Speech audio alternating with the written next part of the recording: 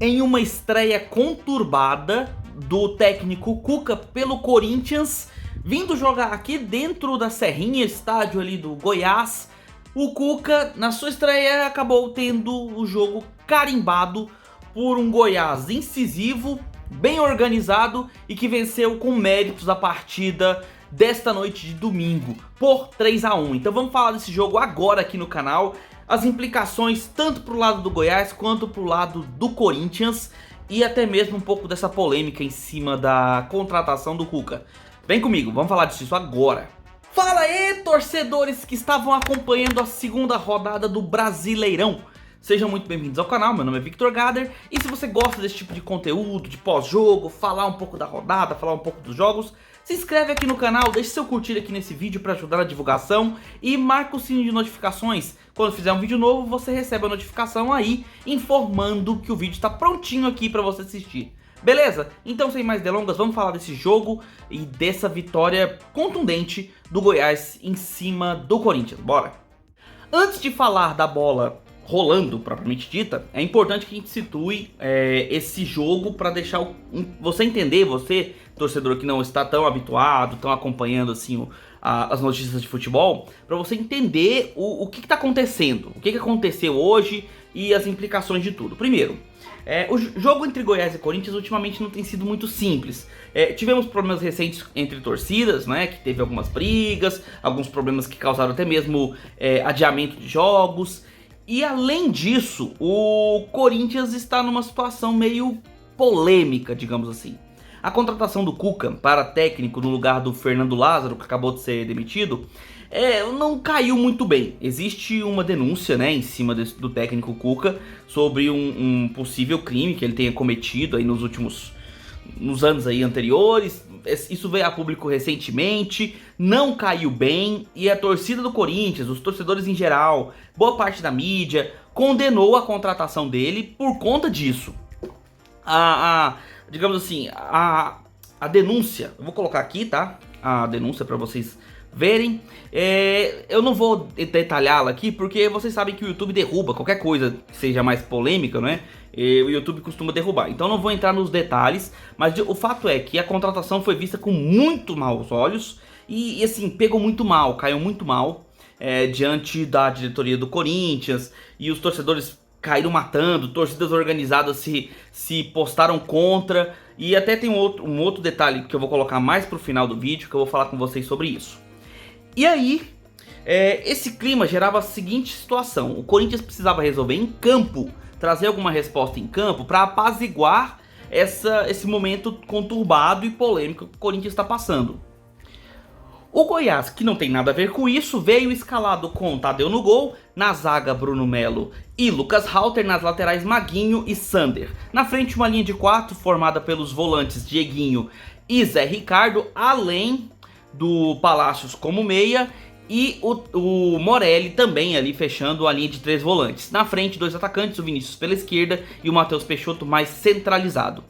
E aí o jogo começou com o Corinthians jogando mal. Sendo sincero, o Corinthians não estava bem no começo da partida, o Goiás ditava o ritmo do jogo, até porque jogava em casa, né, com a sua torcida toda incentivando e apoiando, entre aspas, tá, eu vou colocar isso, porque existia um protesto da torcida por conta da pedido de saída da família Pinheiro, né, da diretoria do Goiás. Existe essa cobrança da torcida que parece que aparentemente não aguenta mais a família Pinheiro controlando, ditando as regras dentro do clube. E aí fizeram esse protesto no primeiro tempo, praticamente não fizeram nenhum cântico, nem fizeram muito barulho, ficaram basicamente em silêncio, só o básico mesmo de som de torcida. E aí, mesmo assim, o Goiás ditava as regras, principalmente pela esquerda, com o Sander e o Vinícius, um apoiando ao outro. Às vezes caía também o Dieguinho por ali, ou o Zé Ricardo apoiando, às vezes o Morelli também subia por ali. E isso ditava a regra do jogo. O Goiás tinha domínio da partida e o Corinthians pouco perigo levava, né? E o Goiás foi dominando, controlando a partida. E assim, apesar disso, o fato de Goiás estar abusando das jogadas pela esquerda deixava o time um pouco previsível. O Cuca, vendo isso, organizou a marcação, falou para o Juliano apoiar mais a marcação e fazer a cobertura pela esquerda, e acabou no início funcionando, até dando uma certa anulada daquele lado.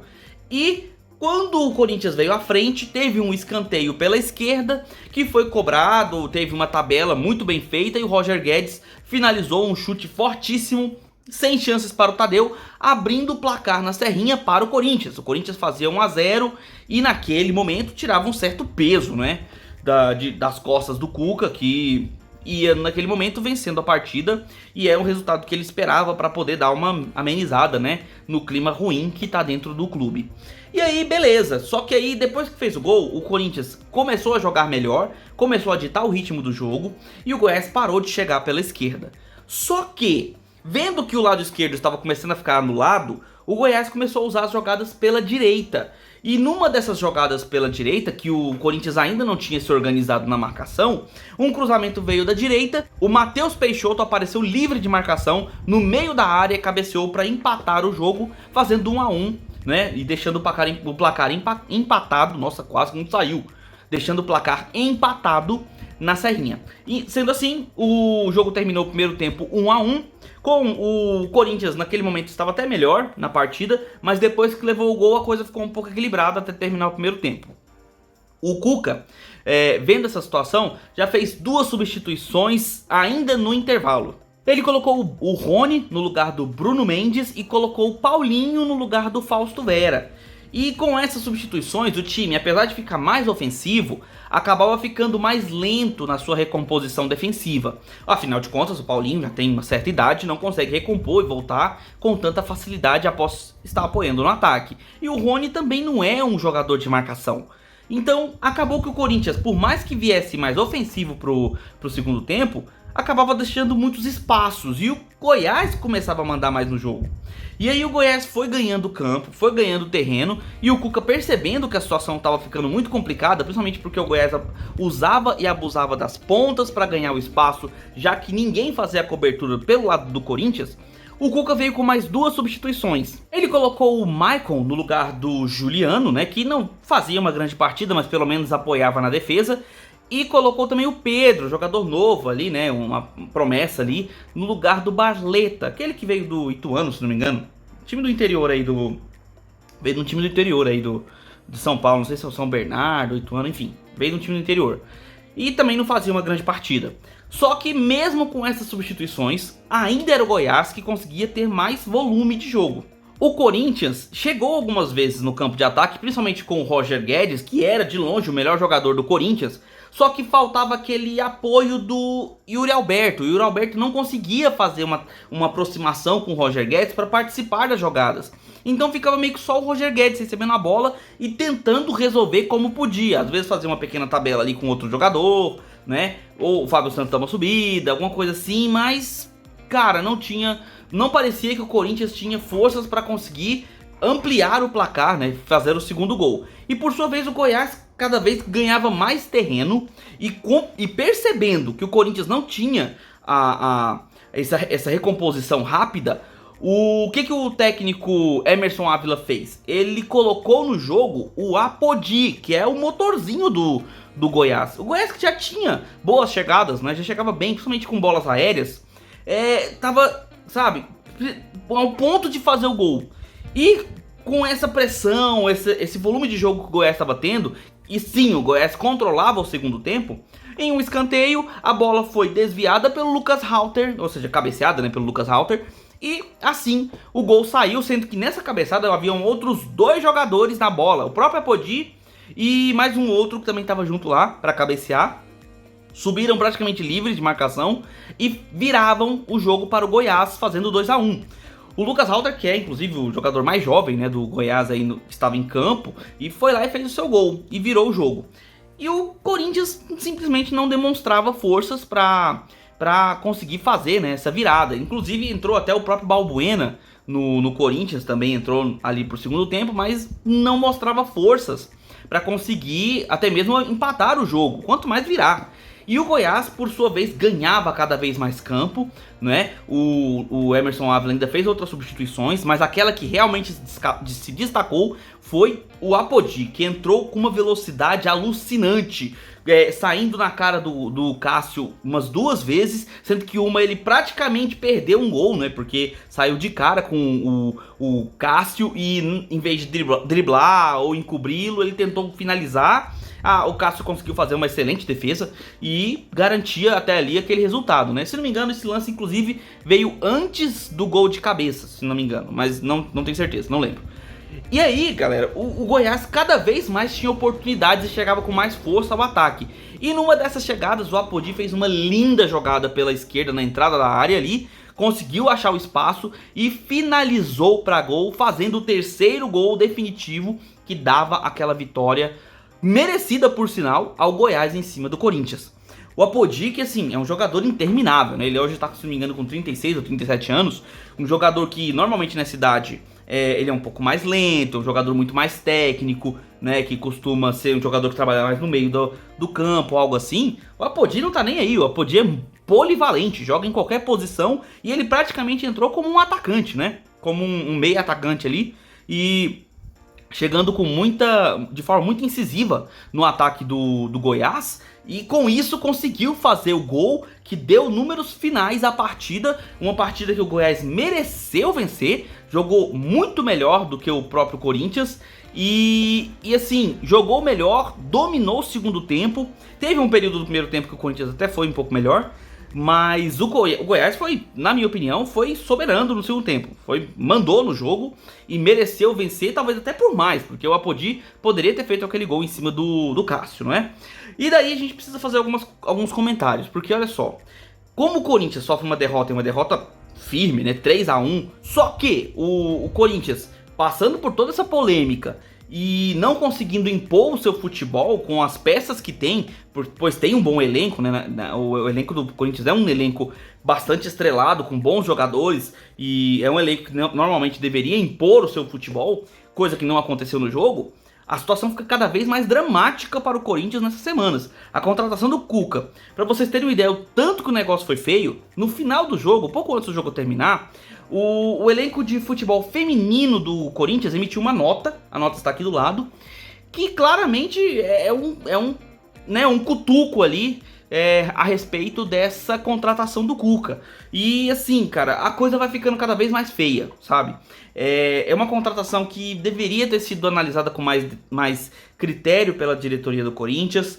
E por mais que o Cuca seja um excelente treinador, o momento talvez não fosse o ideal para fazer a contratação, que a última coisa que o Corinthians precisa nesse momento é de polêmicas. Agora, para o Goiás, tanto faz, isso não importa. O Goiás teve um excelente resultado, a primeira vitória depois de vir de uma derrota, né, de 2-0 para o Atlético Paranaense, e um empate com sabor de derrota para o Universitários na Copa Sul-Americana, onde ele tinha feito 2 gols, né, e nos minutos finais deixou o Universitários empatar. Inclusive a análise tá aqui pra vocês, tá? Se vocês quiserem assistir a análise do jogo. E assim, pro Goiás, maravilhoso, 3 pontos, né? Já começa a engalgar aí seus primeiros pontos no Campeonato Brasileiro. Brasileirão esse que não deixa o tempo, assim, não deixa os times ficarem moscando muito. Se demorar a pontuar, é difícil de sair lá de trás.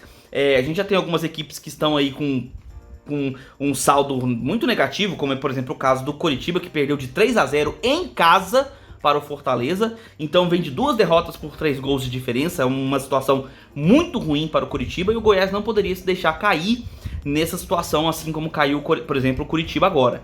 Então, para o Goiás, essa vitória não só reergue a confiança do time, né, dá um pouco mais de fôlego até para o seu técnico interino, o Emerson Ávila, que fez sim boas escolhas, apesar de só ter feito 3 substituições, ele fez sim boas escolhas, tá, nessas substituições, foi cirúrgico na escolha, principalmente na entrada do Apodi, obviamente, e conseguiu fazer ter uma vitória contundente, até mesmo tática, em cima de um treinador que, apesar de estar começando agora, é um bom treinador, que é o Cuca, e apesar de toda essa polêmica, sim, ele é um bom treinador. Só que, claro, tá começando o trabalho agora, não conseguiu implementar a sua filosofia. E mesmo assim, o time do Corinthians é um time muito forte, com peças muito fortes, jogadores muito qualificados, mas que não conseguiram prevalecer nessa qualificação, toda essa qualidade, em cima da forte pelo menos forte nessa partida, tá? A forte equipe do Goiás, que fez um jogo contundente, principalmente no seu segundo tempo. Claro que o Goiás precisa melhorar em alguns aspectos, como por exemplo a armação de jogadas. O Palácio trabalha praticamente sozinho, né, fazendo a armação de jogadas. O lado esquerdo fica muito sobrecarregado, porque o Vinícius fica apoiando lá com o Sander, e aí o time fica muito previsível, só jogadas pela esquerda e cruzamento, jogada pela esquerda e cruzamento. Uma hora o adversário vai acabar entendendo o seu padrão de jogo e anulando ele, né? Então o Goiás precisa ter algumas válvulas para poder fugir dessa mesmice, desse estilo de jogo, cruzamento na área, cruzamento na área, cruzamento na área. O segundo tempo foi bem melhor, teve esse tipo de variação, a gente viu algumas jogadas mais trabalhadas, alguns toques, mas também tivemos vários cruzamentos. Pelo menos o Goiás conseguiu fazer o gol, né, no cruzamento do escanteio, e depois conseguiu fazer um gol justamente assim, com uma jogada diferenciada pelo meio, com o Apodi, que fez uma ótima jogada ali e um belo gol que deu números finais da partida. Enquanto isso, o Corinthians vai tentar começar a catar os seus caquinhos, né, com a polêmica que tá aí lançada, como é que vai lidar com essa situação, como o treinador junto aos jogadores vão lidar com essa situação mais dramática, mais problemática, né, que foi causada pela escolha da diretoria. Quiseram contratar o Cuca e, por mais que tivesse protestos, já tivemos inclusive até barramento dele em outros clubes, mas no Corinthians a diretoria contratou. Então agora é assumir a bronca e tentar ver o que pode fazer, né? Tecnicamente, porque fora de campo vai ser um calvário para a diretoria do Corinthians conseguir passar por cima de todas essas polêmicas. Agora, mais problema ainda vai ser se, apesar de lá de fora tá com muita polêmica, dentro de campo também não responder. Dentro de campo a resposta precisa ser rápida. Teve a oportunidade hoje, mas o Goiás foi superior e mereceu a vitória. Vamos ver como é que vai ser nos próximos jogos aí do Corinthians, né? O Cuca vai precisar dar um padrão de jogo, vai precisar fazer com que o Corinthians jogue no seu estilo e mostrar em campo, né, alguma resposta para tentar amenizar a situação, porque senão vai ficar cada vez mais insustentável diante de sua torcida e de todos aqueles que foram contra a contratação do Cuca. Essa é a minha opinião. Se você concorda ou discorda, deixa aqui nos comentários, né? Se inscreve aqui no canal se você gosta desse tipo de conteúdo e marca o sininho de notificações para receber as notificações sempre que sair um vídeo novo no canal. Ah, e por gentileza, deixa seu curtir aqui no vídeo, que me ajuda demais na divulgação do canal. Beleza? É isso, galera. Eu vou ficando por aqui. A gente se vê no próximo vídeo. Um abraço do torcedor atleticano.